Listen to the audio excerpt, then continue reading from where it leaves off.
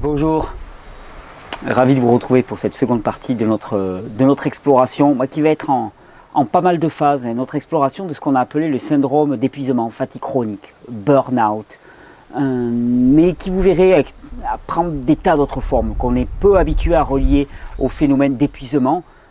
Si je vous dis hypoglycémie, si je vous dis réaction inflammatoire incontrôlée, si je vous dis réaction de type auto-immune, si je vous dis crise de panique, si je vous dis crise d'angoisse, vous ne penserez peut-être pas obligatoirement à syndrome d'épuisement, et pourtant on y est en plein dedans. Alors cette série, elle est là pour vous faire comprendre exactement ce qui se passe, c'est-à-dire apporter de l'information, pour que le savoir grandisse et pour que nous arrêtions de nous faire balader par des fausses doctrines, par des fausses croyances, que nous en revenions chaque fois à la physiologie pour comprendre finalement la simplicité de ce corps humain, la simplicité de son fonctionnement et de ses besoins.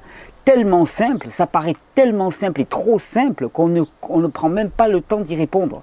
Et souvent je m'entends dire, non mais si c'était ça, ça saurait. Eh bien oui, c'est que ça, et pourtant ça ne se sait pas et ça ne s'applique pas.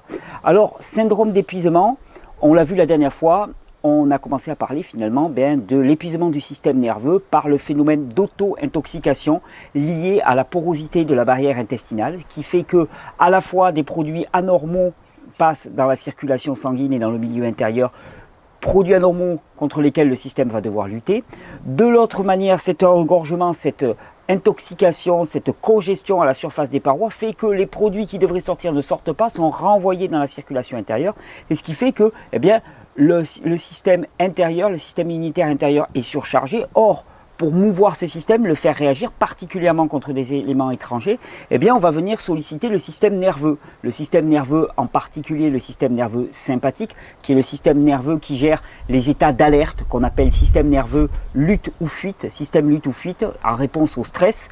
Et donc, finalement, cette hyperperméabilité intestinale va créer un stress qui est souvent invisible, et donc qui est très difficile à détecter parce que ce sont des personnes qui ne vont pas paraître stressées par les événements extérieurs, qui ne vont pas être contraintes par des rythmes anormaux et qui pourtant vont avoir un stress organique lié à ce phénomène d'auto-intoxication permanente. Je vous renvoie pour cela vers la première vidéo de cette série, la précédente vidéo, qui vous explique exactement le phénomène.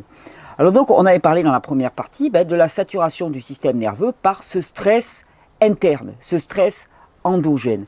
Maintenant, je voulais vous parler des stress exogènes. Le phénomène de stress, son impact sur le corps, tous les mécanismes adaptatifs du corps, comment ces mécanismes se mettent en place, quelles en sont leurs conséquences, qu'est-ce qui se passe quand ces mécanismes-là sont débordés, épuisés, inopérants, et au final, qu'est-ce que c'est que le syndrome de fatigue chronique et où est-ce qu'il se localise? Quand on parle de fatigue chronique, quand on parle de résistance au stress, quand on parle de siège du système nerveux sympathique, donc le système d'alerte, on parle obligatoirement de deux petits haricots. Vous savez, c'est mes petits fitiches, mes petites louloutes, c'est les glandes surrénales. Deux petits haricots, enfin il y en a une qui est en forme de pyramide, l'autre plutôt en forme de haricot, c'est la droite et la gauche, je ne me souviens pas, elles n'ont pas exactement la même forme, elles sont plus grosses chez les hommes que chez les femmes.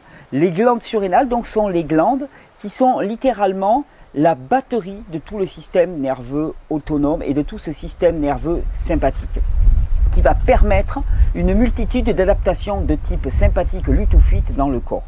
Alors, avant tout, parce que ces glandes surrénales produisent des neurotransmetteurs, on va le voir en détail par la suite, adrénaline et noradrénaline, qui sont les neurotransmetteurs du système nerveux sympathique. Mais aussi parce que ces glandes surrénales produisent tout un bataillon d'hormones qu'on appelle des hormones corticostéroïdiques, basées sur le cholestérol, dont le cortisol, la testostérone, la DHEA, l'aldostérone principalement, des oestrogènes aussi, et qui vont là aussi participer à tout ce système lutte ou fuite, ce système nerveux sympathique. Et donc finalement, on va voir que la sollicitation du système nerveux sympathique passe obligatoirement par une sollicitation des glandes surrénales. Quand est-ce qu'on a un phénomène d'épuisement chronique? Simplement quand les glandes surrénales ne peuvent plus répondre aux demandes du milieu extérieur. Stress endogène avec l'intoxication intestinale et le phénomène d'auto-intoxication, stress exogène par l'hypersollicitation, l'hyperstimulation des glandes surrénales, le stress. Alors qu'est-ce que sont les stimulations ou le stress? Stimulation ou stress dans notre vie courante, c'est rythme de vie, sommeil, rythme de travail, sollicitation, stimulation visuelle, sonore, stimulation olfactive, stimulation gustative, stimulation de tous les sens en particulier, stimulation intellectuelle aussi par l'accumulation de savoir, l'accumulation, ces espèces de bibliothèques vivantes qu'on nous fait devenir finalement, qui sont quelque part des bibliothèques assez mortes, hein, qui sont peu appliquées, mais qui sont remplies de choses, remplies d'un espèce de fatras de connaissances. Et ça, ce sont tous ces stress. Qu'est-ce qui conduit au syndrome de fatigue chronique? Eh bien, c'est l'incapacité à traiter cette grande quantité d'informations, de stress, de sollicitations. Alors, ça se passe comment? Ça se passe, avant qu'on rentre en détail dans les hormones et dans les conséquences de ce phénomène, ça se passe comment? Ça se passe globalement en 2 ou 3 phases. Un individu, quand il naît, tout jeune, tout va bien. Enfin, en théorie, tout va bien. C'est de moins en moins vrai, mais en fait, en théorie, tout va bien. Tout va bien, il a un système nerveux qui est encore costaud, système nerveux sympathique qui est costaud. Il a de sacrées glandes surrénales. Bruce Willis, dans ses grands moments. Pas à la fin du film, mais au tout début, là, quand il a encore la patate. Un stress survient. Un stress. Le terme était inadapté. On va faire précis, pour pas que je me fasse taper sur les doigts. Un stimulus extérieur survient, un fort stimulus extérieur survient. Il se passe dans le corps une cascade de réactions qui conduit à une réaction adaptative qu'on appelle le stress. Le stress dans le corps, c'est la réaction adaptative à un stimulus fort extérieur comme l'inflammation et la réaction adaptative dans le corps à une agression extérieure, à une lésion des tissus, à un phénomène de dégradation. Ce phénomène de stress, il implique pas mal de choses, pas mal de produits. Tant que le corps a de la réserve dans ces produits, qui sont avant tout des hormones et des neurotransmetteurs produits par les glandes surrénales, on va le voir en détail, et bien tant que le corps a de la réserve, on se situe dans la zone de résistance au stress. C'est-à-dire que l'hormone produit, le corps produit via les glandes surrénales suffisamment de neurotransmetteurs, adrénaline, noradrénaline, suffisamment d'hormones corticostéroïdiques d'adaptation au stress, en particulier le cortisol, pour finalement contrecarrer les effets du stress, les effets dévastateurs du stress, pour traiter. En anglais, il y a un terme que j'aime bien, qui a pris maintenant un sens assez vulgaire, mais c'est to deal with, ce qui a donné dealer. Le dealer, c'est celui avec qui on traite. Et bien là, c'est ça, to deal with, c'est traiter avec, c'est-à-dire arriver à un compromis, arriver à un fonctionnement avec. J'aime bien ce terme pour la richesse de son sens. Et donc, dans cette première phase d'adaptation, le système nerveux a encore des ressources. L'individu est en état d'alerte permanente. État d'alerte permanente qui va conduire à une hypersollicitation du système endocrinien surrénalien et donc une hyperactivité des glandes surrénales. Et c'est pour ça que souvent on voit des individus qui dans une première partie de vie sont dans une hyperactivité surrénalienne. Comment elle se traduit? Eh bien elle se traduit par une omniprésence, un surdéveloppement, une propension à exacerber chez l'individu les caractères propres au système nerveux sympathique, lutte ou fuite. Qu'est-ce que ça veut dire? Pupille dilatée, augmentation du rythme cardiaque, augmentation du métabolisme, hypersudation, augmentation du catabolisme interne, consommation des protéines, des lipides pour produire des sucres. On va le voir, c'est l'action propre du cortisol. Accélération du rythme cardiaque, une vie trépidante, ça pompe, mais on arrive à tenir le coup. Sauf que ça, c'est possible pendant un temps. C'est possible pendant un temps, et puis au moment, on va voir doucement que les réserves de l'organisme, la capacité de l'organisme à produire ces hormones corticostéroïdiques, que sont le cortisol, l'aldostérone, la testostérone, les oestrogènes, la capacité du corps à produire ces neurotransmetteurs par sollicitation répétée des glandes surrénales, c'est comme dans tout organe, eh bien, va commencer à diminuer. Ça va commencer à diminuer. Et à ce moment-là, eh bien, les stimulus extérieurs vont créer un phénomène de stress dans le corps. un stress qui a une action catabolique dans le corps, sauf qu'il ne va plus y avoir eh bien, les matériaux, les produits disponibles pour répondre à ce stress. Et à ce moment-là, l'effet va commencer à être dévastateur. Cela avance progressivement, jusqu'à arriver à une hypofonction, voire quasiment une mort, on va dire entre guillemets, des glandes surrénales qui ne réagissent plus. Et à ce moment-là, on tombe dans le phénomène de fatigue chronique. Alors, ça vaut le coup quand même de voir un petit peu comment sont faites ces glandes surrénales et les produits qu'elles sécrètent, pour comprendre exactement de quoi il s'agit. Une glande comme ça, elle a toujours une partie superficielle, hein, la périphérie, qu'on appelle le cortex, et une partie centrale, hein, le noyau si vous voulez, qu'on appelle la médulla, la zone médullaire. Les neurotransmetteurs adrénaline et noradrénaline sont produits dans la zone médullaire, au centre. Toutes les autres hormones de type corticostéroïdique, alors je précise bien corticostéroïdique, ça veut dire que ce sont des produits qui sont basés sur le cholestérol. On va voir la chaîne, la cascade de réactions qui conduit à ces produits. Eh bien, tous les autres produits sont produits dans le cortex qu'on divise en trois zones. La zone la plus périphérique s'appelle la zone glomérulaire, si je ne me trompe pas. Ensuite, il y a la zone fasciculaire et la zone réticulaire. Plus on va vers l'intérieur. Et ensuite, il y a la zone médullaire, la médulla. Dans la zone la plus extérieure, qui est la zone glomérulaire, on va voir sécréter une hormone qu'on appelle l'aldostérone. Pour faire bref, avant de rentrer en détail, puis on le verra un peu plus tard dans une prochaine vidéo quand on fera le phénomène de déshydratation à l'échelle du corps et pourquoi l'eau ne peut pas hydrater particulièrement chez les fatigués chroniques et pourquoi boire de l'eau en grande quantité chez un fatigué chronique le met en danger de mort réellement. Et j'ai quelques témoignages par rapport à ça. Pour les buveurs d'eau invétérés, il y a des gros risques.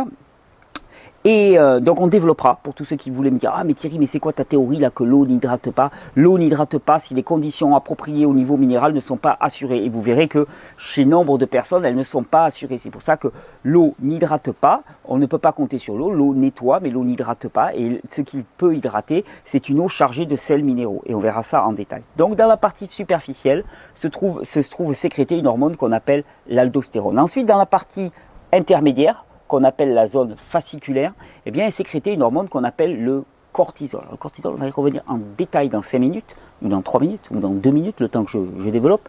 Le cortisol est vraiment l'hormone corticostéroïdique d'adaptation au stress. Et on va voir l'ensemble des conséquences de cette hormone.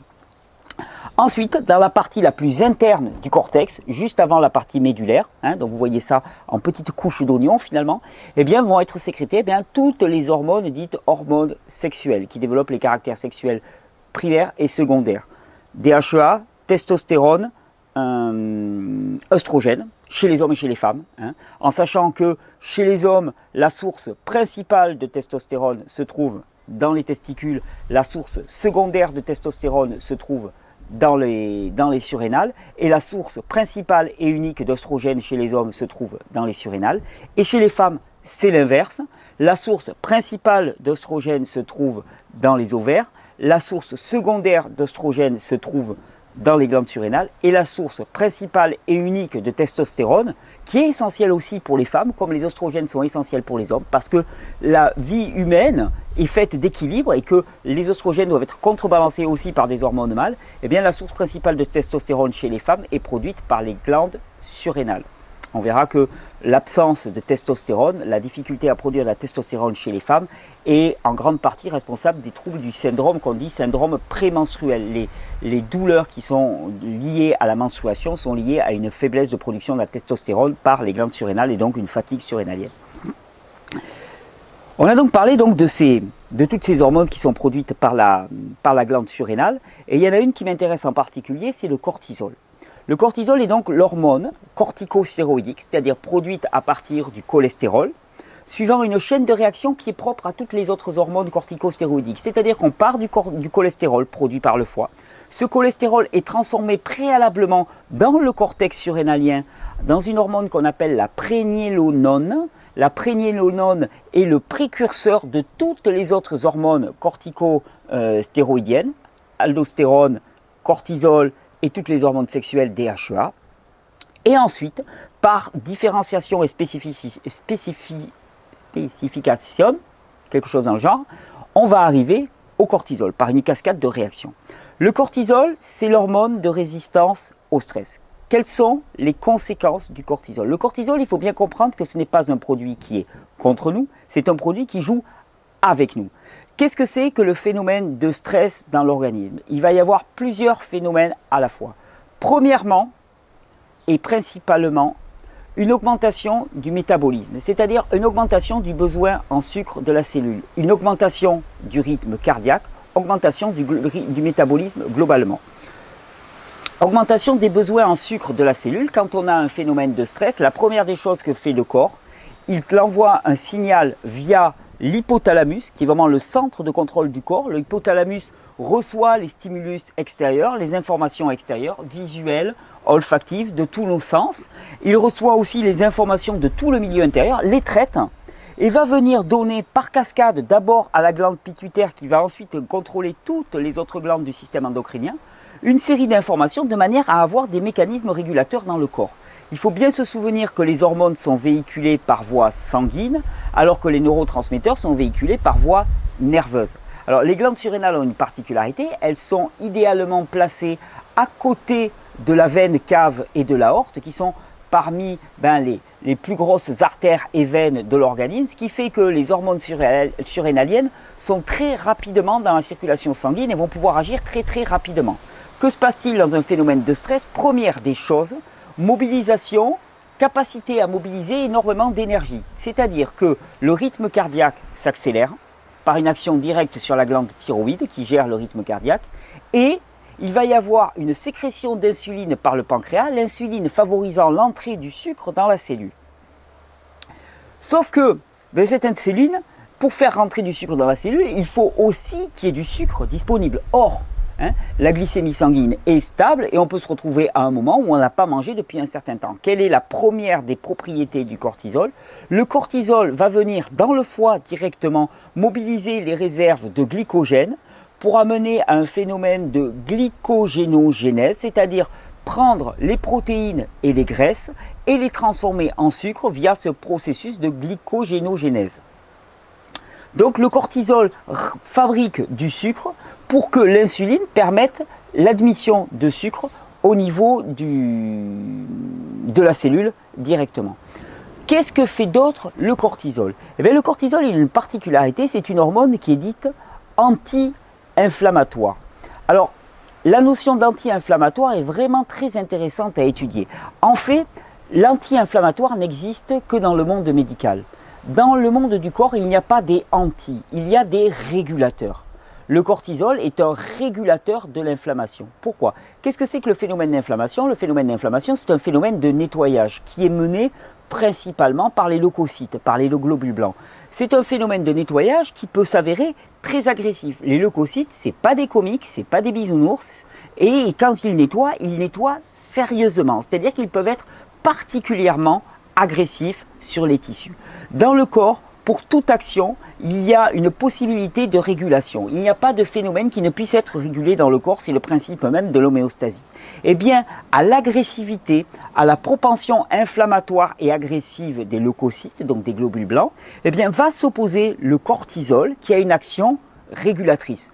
On l'a bien compris, le cortisol, il bloque la réplication des leucocytes, des globules blancs, il limite leur action en réalisant une véritable résistance aux leucocytes.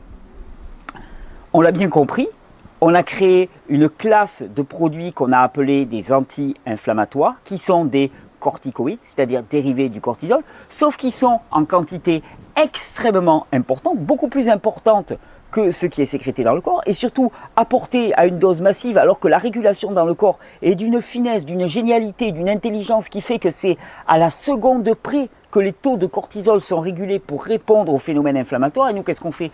On balance de grandes quantités, et c'est bien pour ça que tous les produits à base de corticoïdes, les anti-inflammatoires corticoïdiques, finalement, eh bien, bloquent complètement l'action du système immunitaire. Et c'est pour ça que ces produits sont autant dévastateurs pour la santé de l'individu, parce qu'ils bloquent tout phénomène de nettoyage à l'échelle de l'individu. Alors bien sûr, les phénomènes d'allergie, les phénomènes d'emballement des réactions inflammatoires non contrôlées par les cortisols, on va voir ça en détail, eh bien, par les corticoïdes, elles sont bloquées, sauf que tout est bloqué, tout est massivement bloqué, et que finalement, c'est la différence entre donner un énorme coup de frein avec la pédale, et puis avoir un ABS. Quand on a un ABS, on freine, et puis il y a des micro-freinages adaptatifs pour éviter toujours de bloquer la roue. Quand on plante un bon coup de patin, on bloque tout, on bloque la roue si on n'a pas d'ABS. Mais là, c'est exactement pareil. On envoie des corticoïdes, des anti-inflammatoires, on bloque tout, alors que la régulation dans le corps se fait par micro-freinage. Hop, on bloque là, hop, on relâche, hop, on bloque. On laisse faire le processus inflammatoire de nettoyage, puis on bloque. Je vous ai parlé de phénomènes d'allergie et de phénomènes d'inflammation. Il faut bien comprendre tout phénomène d'allergie ou tout phénomène d'inflammation par une incapacité par le cortisol de réguler le phénomène inflammatoire ou allergique, c'est-à-dire les réactions du corps. Pourquoi?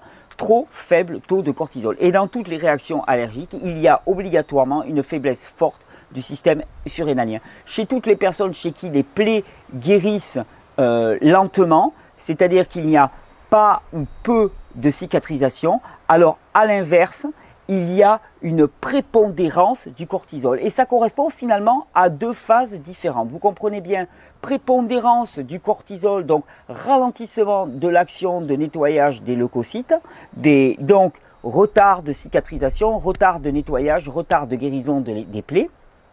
À l'inverse, processus allergique, c'est-à-dire système immunitaire qui s'emballe et qui n'est pas régulé. À l'extrême, syndrome d'immunodéficience ou syndrome de maladie auto-immune, eh bien, c'est un système surrénalien dans lequel finalement, eh bien, il n'y a plus de cortisol qui est produit. Donc, on rentre dans la deuxième phase d'épuisement. Il n'y a plus assez de cortisol qui est produit. Et qu'est-ce qu'il se passe? Eh bien, finalement, le système s'emballe dans sa réaction d'inflammation. Le système s'emballe et les leucocytes, ils ne sont plus contrôlés par quiconque. Il n'y a plus personne pour contrôler l'action des leucocytes. Il n'y a plus de cortisol pour contrôler tout ça. Donc, le cortisol, on dit action sur la glycémie, action anti-inflammatoire, action aussi sur le système nerveux. C'est-à-dire que le cortisol, il va venir littéralement, eh bien, permettre cette réaction de lutte ou fuite en ayant eh bien, une résistance aux hormones thyroïdiennes, qui va faire que finalement eh bien, on va réguler l'accélération du rythme cardiaque qui était induite par la glande thyroïde. Vous comprenez bien que l'hypothalamus, il envoie une information à la glande pituitaire, stress, donc on résume parce que c'est un petit peu compliqué, il envoie une information au pancréas, produit de l'insuline, il envoie une information à la glande surrénale, produit du cortisol pour réguler, pour accompagner et réguler. C'est-à-dire que ce qui est fabuleux, c'est qu'à tout moment, le corps produit à la fois l'action et la possibilité de régulation de l'action. Hein, bien dans le stress, c'est pareil. Il produit l'action, hein, c'est-à-dire libération d'insuline, augmentation du rythme cardiaque par sollicitation de la glande thyroïde pour augmenter le rythme cardiaque, puisque c'est la glande du rythme cardiaque, du métabolisme. Et en même temps, hein, stress aussi lié à l'attaque des leucocytes, au système inflammatoire dans le corps, au nettoyage. Et en même temps, il est produit du cortisol pour réguler tout ça. Et le cortisol régule l'accélération du rythme cardiaque en réalisant une véritable résistance aux hormones thyroïdiennes à l'échelle du cœur. Sauf que, ce qu'il faut savoir, c'est que le cortisol réalise une résistance aux hormones thyroïdiennes un peu partout. Et autant ce cortisol qui est intéressant, comme je vous l'ai dit, de façon ponctuelle pour résister à un état de stress. Mais imaginez, si ce stress est continu et permanent, qu'est-ce qu'on va avoir? On va avoir, premièrement, dégradation des réserves de protéines et de graisses dans l'organisme. C'est-à-dire qu'on mange, difficulté à prendre du poids. C'est pour ça que souvent, les personnes qui sont en stress chronique sont des personnes très maigres, très maigres. Pourquoi? Parce qu'elles mangent littéralement leur tissu. Deuxièmement, résistance à la nutrition. On n'en avait pas parlé, mais le cortisol réalise une véritable résistance à la nutrition par un ralentissement de la digestion et une limitation des processus d'assimilation. Effectivement, quand on est en état de stress, de fuite, si c'est ponctuel, il n'est pas temps de digérer ni d'assimiler, il est temps de détaler. Donc, quand c'est ponctuel, ça va. Quand c'est chronique, ça pose un autre problème. Donc, dégradation de toutes les réserves de l'organisme. Deuxièmement, résistance à la nutrition. Troisièmement, blocage du processus inflammatoire, c'est-à-dire qu'on a un empêchement de la guérison des plaies, un empêchement du nettoyage de l'organisme et la congestion augmente, augmente, augmente encore. Qu'est-ce qu'on va avoir avec le cortisol? Eh bien, le cortisol, il a une action assez amusante. À la fois, je vous ai dit, il apporte du sucre pour que l'insuline permette l'entrée du sucre dans la cellule, mais aussi, il a une action supplémentaire. Il réalise une véritable résistance à l'insuline pour contrecarrer l'action de l'insuline pour éviter que les cellules soient gavées de sucre et soient agressées finalement. Régulation, régulation, régulation toujours. Et donc il va réaliser un phénomène de résistance à l'insuline. C'est pour ça que la plupart des diabètes de type 2 sont des diabètes de type nerveux, c'est-à-dire prépondérance. On est dans la phase 1 de la stimulation surrénalienne, c'est-à-dire qu'on est dans la phase 1 du stress, les glandes surrénales sont stimulées, elles ont encore la possibilité de produire du cortisol en grande quantité, et donc à ce moment-là, on réalise une résistance à l'insuline, une résistance aux hormones thyroïdiennes, un retard de cicatrisation des plaies, une consommation de ses propres réserves, avec une résistance à la nutrition. Ça, c'est le profil typique de l'individu qui est en phase de résistance, qui a encore de la puissance dans ses glandes surrénales et qui finalement maintenant va résister en produisant force cortisol. Que se passe-t-il dans le stade d'épuisement, stade 2 ou 3, à force de sollicitation des glandes surrénales, à force de sollicitation et de production de cortisol? Alors, comment je parle de sollicitation? Ça vaut le coup qu'on y revienne. Comment ça se passe? On parle souvent d'un axe. Il y a des axes dans l'organisme, des chaînes de réaction. Et il y en a un qui est très important, c'est l'axe qu'on appelle HPA. Alors, c'est à l'anglais, hypophyse, pituitaire, et A pour adrénal, puisque c'est le nom des glandes surrénales qu'on a dénommé en anglais suivant l'hormone principale, le neurotransmetteur principal qui est l'adrénaline qui était produit. HPA, comment ça se passe? Il y a des stimulus extérieurs qui arrivent à l'hypothalamus. Ces stimulus extérieurs viennent au niveau de l'hypothalamus qui produit une hormone qu'on appelle la CRH. La CRH va venir stimuler la pituitaire à ce niveau-là, qui va produire une hormone qu'on appelle l'ACTH, c'est l'hormone adrénocorticotropique, et la CRH, c'est la corticotropic releasing hormone, donc l'hormone de relâchage corticotropique. Et là, il va y avoir la ACTH qui est produite par la glande pituitaire et qui va venir directement agir sur le cortex surrénalien pour amener une production de cortisol, pardon, excusez-moi, j'ai mis un petit trou, pour amener une production de cortisol. La CTH, produite par la glande pituitaire, va venir produire du cortisol. Qu'est-ce qui se passe en phase de stress? Eh bien, il y a une hyperstimulation de l'hypothalamus qui va donc produire énormément de CRH, qui va venir ensuite impacter la glande pituitaire, qui va produire énormément d'ACTH et qui va dire au corps, produit du cortisol, produit du cortisol, produit du cortisol, produit du cortisol. Que se passe-t-il quand la capacité de la glande surrénale, par son épuisement, finalement, simplement, à force de la faire travailler sans repos, sans relâche, la capacité de la glande surrénale à produire du cortisol diminue. L'hypothalamus, il envoie toujours son information via la CRH, qui arrive à la pituitaire, qui envoie de la CTH au niveau de la glande surrénale, et puis cette glande surrénale, elle ne répond plus. Elle ne répond plus au niveau du cortisol. Donc, l'hypothalamus envoie encore plus de CRH pour produire encore plus d'ACTH pour stimuler encore plus la glande surrénale. Pas plus de cortisol. Il n'y a plus rien. Électroencéphalogramme plat. Alors, je vous mets en apéritif une petite information qu'on va utiliser dans la vidéo prochaine, mais j'ai vu quelqu'un poser une question par rapport à ça. Il y a une chose qui est intéressante à savoir, c'est que on peut imaginer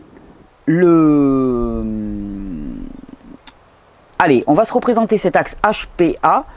L'hypothalamus, c'est le thermostat. L'hypothalamus, c'est le thermostat dans votre pièce. Vous réglez la température en fonction des stimulus, des conditions extérieures.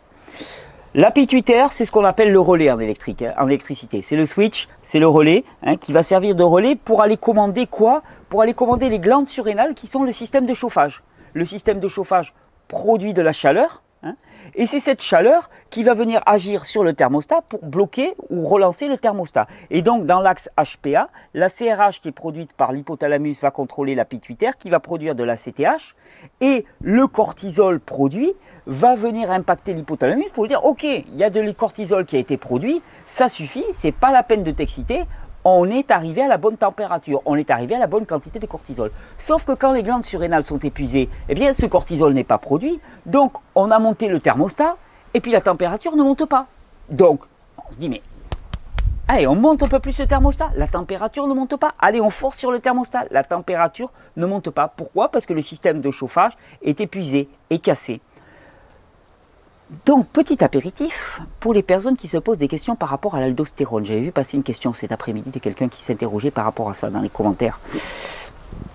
Ce qu'il faut savoir, c'est que la CRH, puis la CTH, eh bien, stimule la production de cortisol par la zone glomérulaire, non, par la zone fasciculaire, la zone intermédiaire des glandes surrénales, mais stimule aussi la production d'aldostérone, pardon, excusez-moi, il est tard ce soir, stimule aussi la production d'aldostérone. L'aldostérone, on va le voir en détail dans la prochaine vidéo, c'est l'hormone de régulation des équilibres minéraux dans le corps. C'est l'hormone de l'hydratation, c'est l'hormone de l'équilibre sodium-potassium.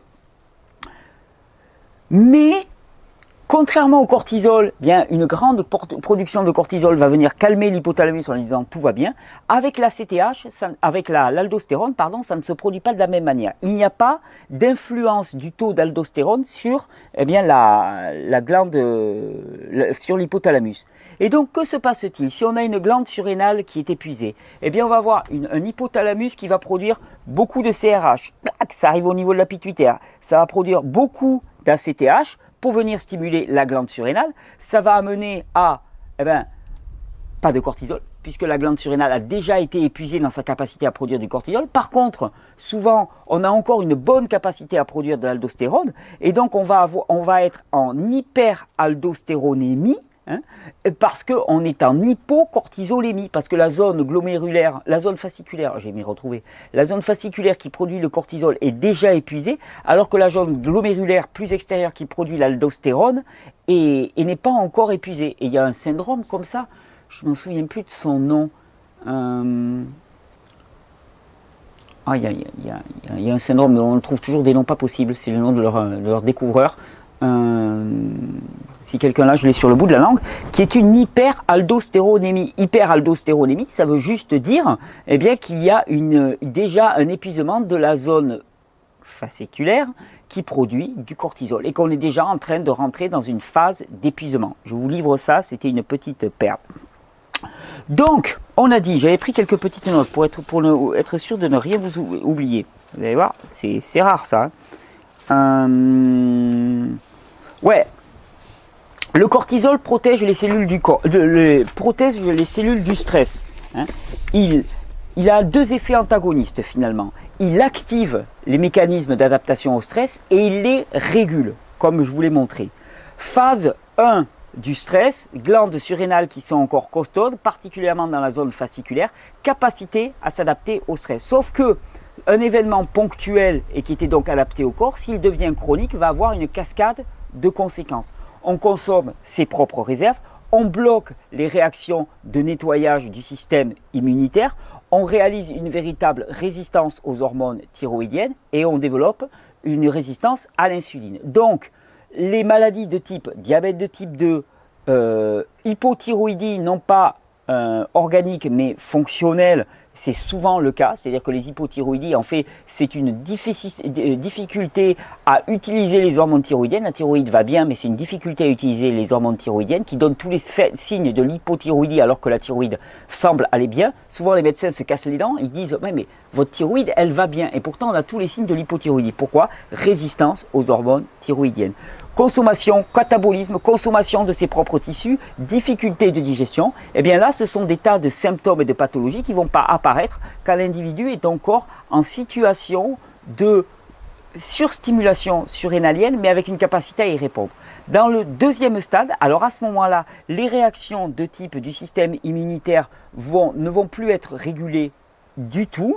La capacité du corps à produire du sucre en situation de stress pour répondre au stress, hein, pour alimenter la cellule en situation de stress, eh bien, ne va plus être disponible. Et donc, ça va faire qu'en situation de stress, eh bien, au lieu de réagir très rapidement, On va réagir comme ça, c'est mode droupie. Pourquoi? Parce qu'on n'a plus assez, on n'a plus cette capacité à mobiliser du sucre et à répondre. Et c'est vraiment l'apanage vraiment de la personne qui est en épuisement chronique. La personne qui est en épuisement chronique, elle ne réagit pas. En situation d'épuisement, qu'est-ce qu'on va avoir encore? Eh bien, on va avoir tout le système nerveux, parce que c'est toute la glande surrénale en elle-même qui est épuisée. Eh bien, on va avoir tout le système nerveux sympathique qui ne réagit plus. Donc le cortisol, il active et il limite. Il fournit du glucose. S'il n'y en a plus, il ne fournit plus de glucose. Il limite les réactions du système immunitaire. S'il y en a trop, le système immunitaire est bloqué. S'il n'y en a plus, le système immunitaire n'est plus régulé. Et vous voyez que c'est toujours, que ce soit le trop ou le pas assez, c'est l'inadapté. L'important, c'est d'être dans la juste mesure. Le cortisol, eh bien, il régule tous les processus cognitifs liés à l'adaptation au stress. Et d'ailleurs, il y a un phénomène qui est intéressant pour savoir si un individu est en phase 1 ou 2 du phénomène de stress et d'épuisement. Eh bien, ça va être le test de l'iris. Alors, le test de l'iris, ça consiste en quoi? On prend une lampe, on éclaire de façon un petit peu tangentielle le test de la pupille. On éclaire de façon tangentielle l'œil d'un seul coup. Normalement, la pupille se contracte. Si elle se relâche assez rapidement alors qu'on garde la lumière, c'est que l'individu est en épuisement surrénalien. Si elle reste contractée, c'est que l'individu a encore bien de l'énergie. Si au quotidien la pupille est dilatée, ça veut dire que l'individu est dans un état de résistance au stress. Il y a un autre test qui est le test de la pression sanguine, et ça on se le garde pour la prochaine fois avec l'aldostérone. Donc vous avez compris un petit peu, on met en place petit à petit les pièces du puzzle. Aujourd'hui c'était une vidéo informative, je vais enchaîner quasi directement, si le jour me laisse, je crois qu'il va être un petit peu tard, on l'enchaînera demain matin, mais je vais enchaîner directement avec les conséquences qui sont la partie la plus importante de cet épuisement surrénalien, et ensuite on verra les solutions. Il y aura même une session recettes pour les fatigués chroniques, des recettes de fatigués, des recettes d'épuisés, on va voir ça un petit peu aussi, et toute une série, et un question-réponse spécifique sur l'épuisement chronique pour essayer de cerner ce problème, cerner les solutions, cerner les conséquences, et voir un petit peu comment on peut y répondre de la meilleure des manières. Je vous remercie pour votre écoute, merci pour les partages, merci pour l'enthousiasme qui a apporté tout ça. J'ai une information à donner, je vais la faire diffuser. Le pique-nique qui était prévu pour vendredi soir, demain soir, à cause du fort vent cette semaine, est déplacé d'une semaine. Je suis vraiment désolé, on est obligé de le faire. Là, je me rends compte que le vent ne diminue pas. J'ai regardé les prévisions météo, donc je l'annoncerai aussi en bandeau dans la vidéo. Mais on le déplace d'une semaine, même lieu, même heure, vendredi. Donc là, on était le 11, donc c'est vendredi 18 juillet. Là, les prévisions sont excellentes. Ça sera top niveau. Mais 70 km/h de vent sur la plage le soir, c'est juste très désagréable. Donc je vous prie de nous excuser, les conditions météo, on ne les maîtrise pas. Il y a un fort vent qui s'est levé cette semaine. On se donne rendez-vous vendredi prochain, ça sera encore plus agréable. Et moi, je vous dis à tout bientôt avec la suite de cette série sur les glandes surrénales, sur l'épuisement chronique, sur le phénomène de stress.